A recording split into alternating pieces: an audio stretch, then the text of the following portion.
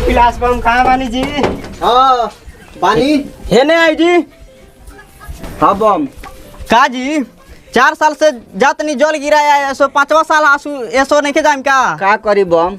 हमारा बुढ़वा तो लौकाई नहीं दे रहा है कि लड़कवा पवन सिंह का नाती हो गया है, उसका शादी करा दे। क्या करें, 4 साल से हम भी जल गिरा दे, शंकर भगवान खुश होंगे तो कहीं ना कहीं सेट कर देंगे। आज 4 साल से हम रड़ुए घूम रहे हैं, क्या करें। अब इस साल हम नहीं जाएंगे जल गिराने। ना महाराज चलिए ना हम नहीं जाएंगे, चलिए हम छोड़ दे। चला 5 साल में तो सरकार बदल जाता है, असल हमारी किस्मत नहीं चेंज हो रहा है।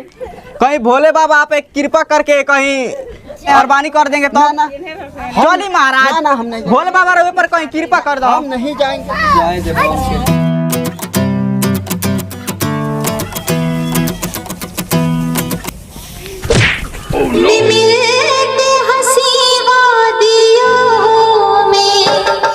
अपने के कहाँ के बानी बम? बैरिया के बानी बम। आइए ने कहाँ से बिलात भट कर आगे बम? बोल बम जातनी बम। बोल बम तो होने अमरोलवा गिरेला बम, ये कहाँ तनी ए तो संगतिया बड़ बम का करी बम। हम तो लगनी छोला चटका है, हमार ग्रुप आगे निकल गए। अब तो बड़ी हमार डर लगता है। डरे के कौन बात नहीं खे बम, हमरा का अपने उहे समझी। अपने का मतलब कौन ची बम? अपने का मतलब अपने जैसे बम समझे बम। देखिए हम गिरुआ रंग के पहले में हम जाते अमरोलवा कुटी में जल चढ़ाए बम। अपने का नाम का पड़ी बम? चांदनी बम। चांदनी पड़ी बम।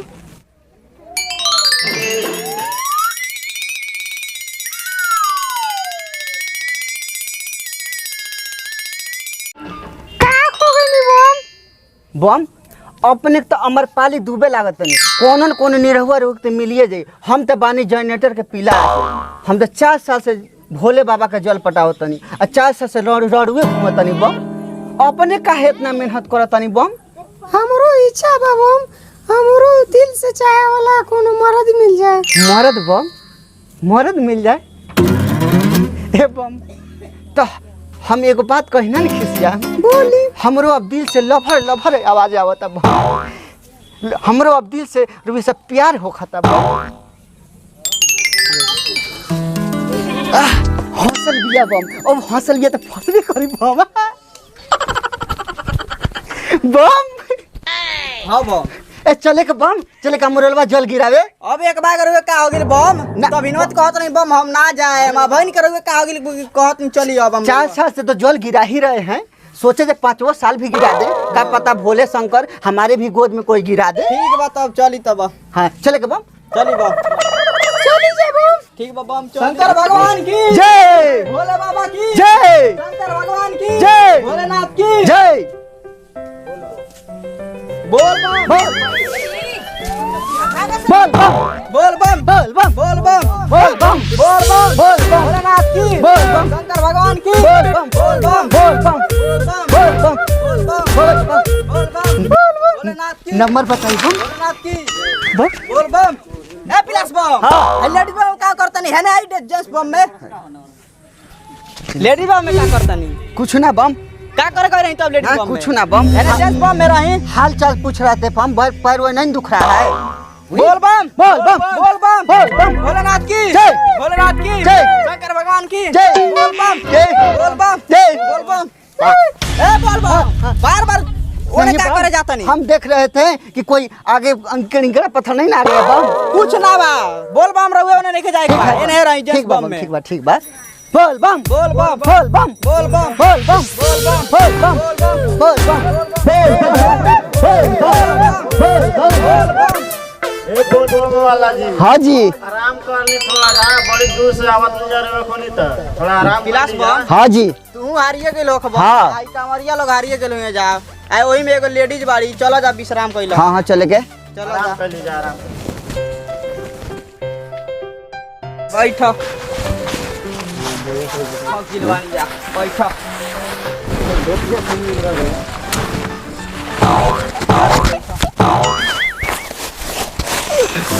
ए पिलास बम का करत रहो ओने का बैठल बाड़ा? है ने जेंट्स बम में बैठो। जगह कम बा बम, आ अलगे अलगे सूते के बम। ए बम है ने आके सूती बम। देखी बम, कोरोना के महामारी चल रहा बा, कोरोना में एकदम अलगे अलगे सूते के बम। जगह बा बम आई है ना, आई सब जगह है ना बा। बैठी एने सुतल जाई। इन्हें बम हां बैठी। वो लेडीज बम में का करतनी? सुता बम। हाँ आराम कर ले आराम करो।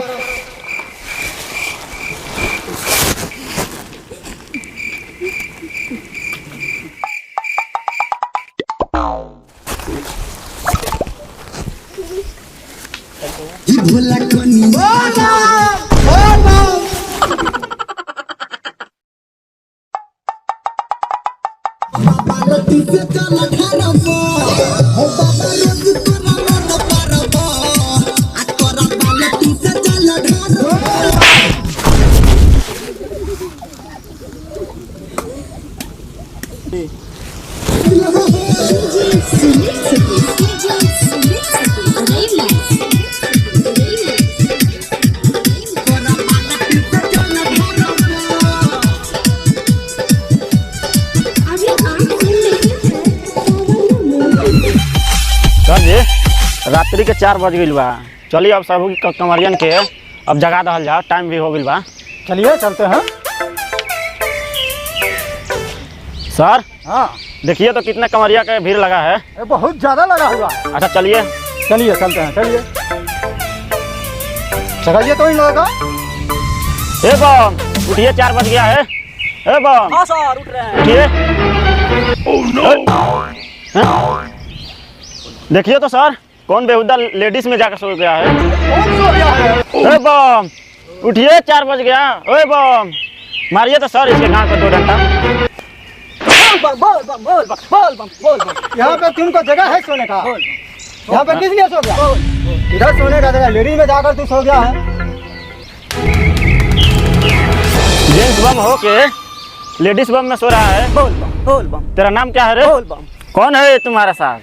कुछ भी पूछने पे बोल बम बोल रहा है। कौन है? सर ये हमार मरद हलन। क्या जी सच में इसी का मर्द है? सर साथ में तो ही आया था। हाँ सर सच में साथ बोल में रहे ही हैं। आया। हम इसका इकलौता मर्द हैं। निकला था। हाँ इकलौता मर्द हैं। क्या जी? हाँ जी। हे सर इधर आइए तो देखिए तो जरा। ये बताओ कि सचमुच में इसका मर्द है? हाँ सर इकलौता मर्द हैं। ये इकलौता है तो इसके पास क्यों सोया था? गलती हो गया सर, गलती हो गया। गलती हो गया। ठीक है इसका मर्द है तू, तो लेडीज बम में आके क्यों सोया है? गलती हो गया सर, गलती हो गया। गलती हो गया। अब की पारी से हम देख लेंगे तुमको तो हड्डी पसली तोड़ के एक कर दूंगा, समझ गया? गलती हो गया सर, गलती। क्षमा क्षमा क्षमा सर। ठीक है आइंदा ध्यान रखना, ऐसा गलती कभी भी ना हो। ओके ओके अब की पारी पे छोड़ देते हैं। ठीक है ओके, अगले बार आएगा तो समझ एक जाओ। घंटा लगाओ। नहीं सर क्षमा क्षमा चलिए सर। सर चलिए।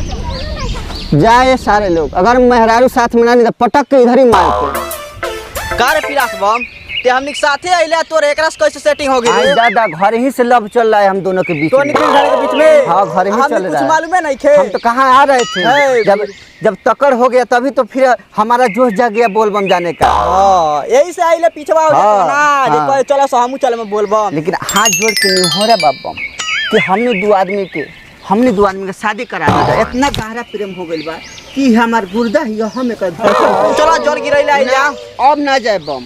अब एकरे खातिर आइल नहीं, हमार भोले शंकर मन के मुराद पूरा कर देने। हाँ। अब हमने दोनों बेकते ही जैसे लौट जाता नहीं जब हम। अब रघु लोग जाई जा। ठीक बा जा तनी जा हमनी। चल बम उ पिलास बम हो गता अमर पलिए जैसन हीरोइन मिल गई। अब उ घरे चल दलक। चल का हमनी तनी जल गिरैले आइला। चल जा कावर वर उठाई जा। उठा ली कावर। चुप्पा बम बोल बम बोल बम।